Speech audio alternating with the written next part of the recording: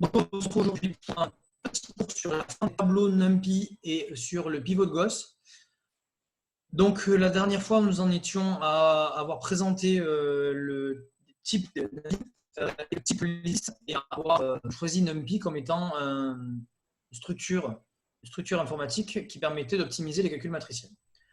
Aujourd'hui, on discute des avantages de NumPy. Donc, dans la bibliothèque NumPy, vous avez 622 fonctions, parmi lesquelles un grand nombre de fonctions qui permettent d'avoir des tableaux préprogrammés. Vous connaissez tous déjà np.arrange. Attention à la fin, qui n'est pas la vraie fin, comme vous le savez, c'est le même. La fin est exclue, hein, comme pour range. Linspace, np.zeros qui crée une ligne de zéro. Attention avec double parenthèse. Donc, dans l'argument de zeros, ils font un tuple de 2 éléments. Ça vous donne un tableau de zeros, un tableau de 0. Pareil avec la matrice identité. Alors, pour la matrice identité, il n'y a qu'un seul argument, par contre. Et puis après, vous avez np.diag. Alors là, j'aimerais qu'on regarde ça ensemble. np.diag d'une liste d'éléments diagonaux. Donc, on regarde ça. Je vais dans NumPy et je tape np.diag d'une liste. Donc, par exemple, 1, 2, 3. Voilà ce qu'il renvoie. Donc, automatiquement, il ajuste la taille à la longueur de la liste. Donc, il crée une matrice diagonale qui a 1, 2, 3 sur la diagonale. Alors, je vous le signale, il y a moyen de faire des surdiagonales et des sous-diagonales. Si vous mettez ici virgule k égale 1, regardez ce qu'il fait. Il crée une matrice dont la surdiagonale, c'est 1, 2, 3. Et si vous mettez moins 1, évidemment, c'est la sous-diagonale. Et il ajuste la taille de sorte à ce que la diagonale remplisse complètement le tableau. OK? Donc, si vous voulez une sous-diagonale, vous mettez k égale 2 ou k égale moins 2. Faites attention que votre taille de tableau va être plus grande. OK? Ce type de lien en NumPy. Alors, vous savez que quand vous ajoutez des tableaux NumPy, vous faites des ajouts matriciels. Vous ne faites plus des concaténations. Donc, si par exemple, j'ajoute ce tableau avec lui-même, ou avec avec une surdiagonale, par exemple, alors il va avoir un problème. D'ailleurs, je vais mettre 2. Là, c'est bon. Regardez ce qu'il fait. Il a ajouté la matrice de gauche avec la matrice de droite. Mais si par contre, je mets un k égale 3 ici, il n'est pas content. Pourquoi?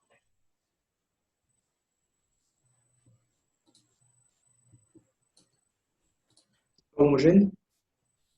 C'est-à-dire homogène. Il n'y a pas le même nombre de lignes et de colonnes. Voilà, ils n'ont pas la même taille. Les deux matrices n'ont pas la même taille, donc il ne sait pas les ajouter. Donc quand vous voyez des erreurs comme ça, du type shapes 5, 5, 6, 6, ça veut dire que les tailles sont différentes. OK? Voilà. Donc à retenir pour ces quelques matrices préprogrammées. Il y en a d'autres, mais je me contente de celle-là. Ensuite, grand 4, opération algébrique sur le tableau NumPy. Donc là, on va expliquer les différences fondamentales sur les appels de termes et sur l'extraction de lignes et de colonnes. Et vous allez voir que ça va vraiment plaider en faveur de NumPy, en particulier pour le pivot de Gauss. Alors, petit 1, l'appel d'un terme dans un tableau NumPy. Alors, je vous rappelle que pour une liste de listes, on faisait comme ça. Pour un tableau NumPy, si vous le souhaitez, vous pouvez le faire avec directement un crochet qui contient 2 éléments.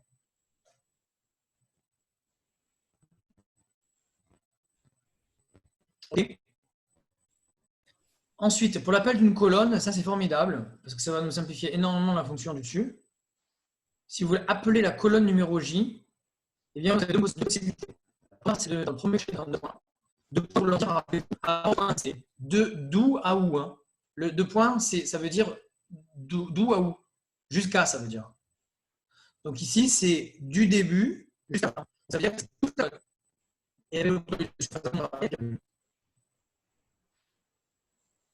Voilà. Donc ça permet évidemment de programmer la fonction appel colonne qu'on avait vu au-dessus de manière beaucoup plus rapide que ce qui a été fait au-dessus.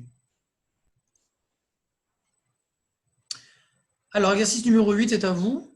Donc, je vous donne ici une matrice C. Je vous la donne en compréhension pour un peu vous houspiller. Donc, je vous demande de construire la matrice grand C et de me prédire ce que retournent ces 4 commandes. Donc voilà, question numéro 8, c'est dans un tableau. Alors, quand vous mettez C11, ça renvoie uniquement, enfin, ça renvoie la valeur 2. Mais la valeur 2 est un tableau de taille 1.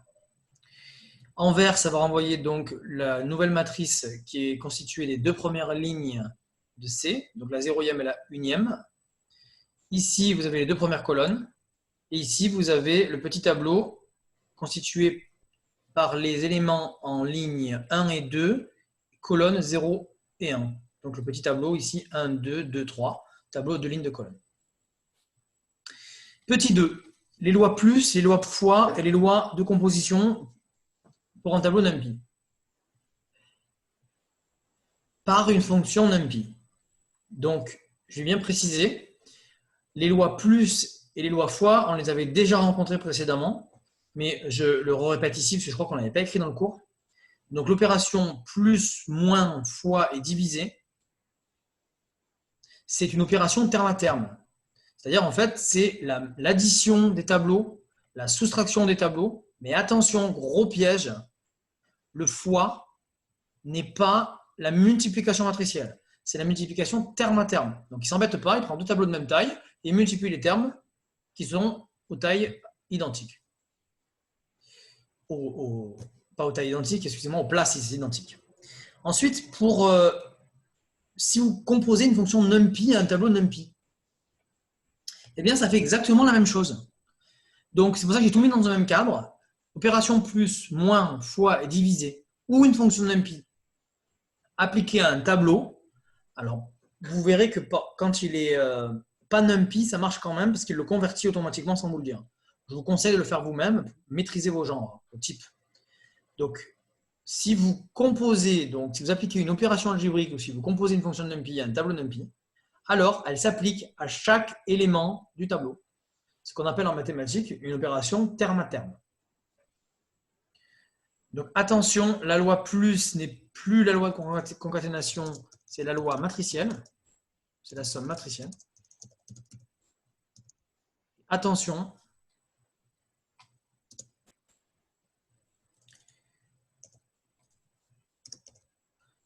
la multiplication n'est pas la multiplication matricielle.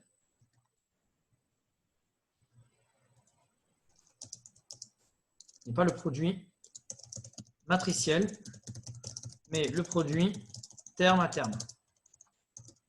Donc on ne s'en servira jamais, nous, en maths.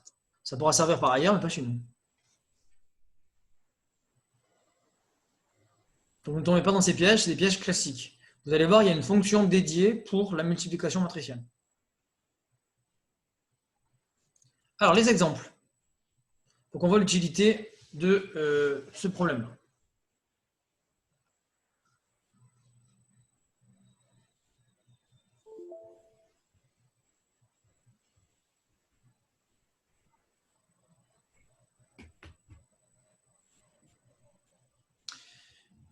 Voilà, vous avez ici, donc je vous ai donné ici 5 ou 6 exemples.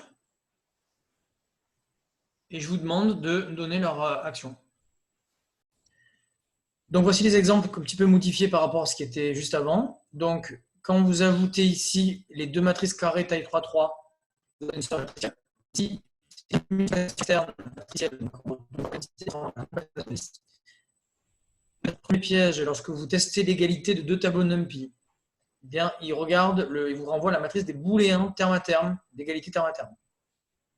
Et non pas un booléen.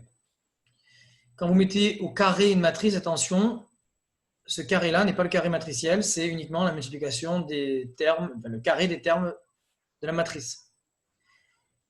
Quand vous appliquez la fonction exp de NumPy sur la liste 1, 2, 3, même si elle n'est pas NumPy, automatiquement elle convertit la liste en NumPy et renvoie un tableau NumPy. Donc le vecteur NumPy, ici. Tableau NumPy. Et là, attention, ne plus utiliser la fonction exponentielle de maths pour la raison que, si vous l'appliquez à une liste, il vous renvoie un message d'erreur. Donc, c'est moins puissant, la fonction exponentielle de maths, que celle de NumPy. Donc, dorénavant, ce n'est plus la peine d'importer le module maths, il ne sert plus à rien. Vous importez le module NumPy. Et dans NumPy, vous avez toutes les fonctions mathématiques. Alors, pour tracer les courbes, ça va devenir enfin extrêmement court. Il a fallu attendre la fin de l'année pour avoir un code très court. Donc, exercice numéro 9, petit i. Écrire un code optimal pour représenter graphiquement cosinus sur l'intervalle 0 de pi. Donc, solution de 0 jusqu'à 2 pi. 0,01, vous remarquerez ici l'ajout du pas. Et ensuite, pl.plot de directement x qui est un tableau, hein, virgule, np. Exercice. Même exercice.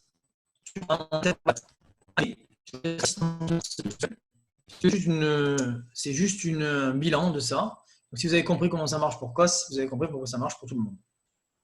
Voilà. Donc, exo à faire pour lundi prochain. Lundi prochain, c'est férié, donc mercredi prochain. Ensuite, petit 3, la loi de produit matriciel. Donc, pour multiplier deux matrices. Alors, voilà la fonction. Alors, il y a plusieurs façons de l'écrire. Moi, je préfère utiliser celle-là. np.dot. Donc, dot pour la multiplication. Alors, vous allez aimer peut-être aussi cette syntaxe très très courte avec arrobase. Je mets des espaces ici pour que vous voyez mieux. Donc, c'est a arrobase b. A arrobase b, ça fait une multiplication matricielle. Bien sûr, il faut que les matrices aient la taille attendue. Alors, il y a moyen aussi d'écrire a.dot de b plutôt que np.dot. Voilà. Moi, j'aime bien cette syntaxe. Dernière chose à faire, à connaître pour le TP qui va venir, le TP d'informatique qui va venir. On peut faire beaucoup d'algèbre linéaire en Python. Et oui. Donc finalement, ce langage qui au départ nous paraissait un peu fastidieux et moins puissant qu'une calculatrice, eh bien, a posteriori, on se rend compte de cette puissance. Il est très adapté finalement à l'enseignement des mathématiques, étant au secondaire qu'au supérieur. En particulier, donc, petit 4, les outils d'algèbre linéaire sont dans une sous-bibliothèque de NumPy qui s'appelle Linalg, Linear Algebra. Donc, on importe numpy.linalg as npl. Ça, c'est mon alias. Moi, je me mets toujours npl, mais après, c'est à vous de choisir le vôtre si vous voulez un autre. Et donc, dans le numpy.linalg, il y a encore de nouvelles fonctions.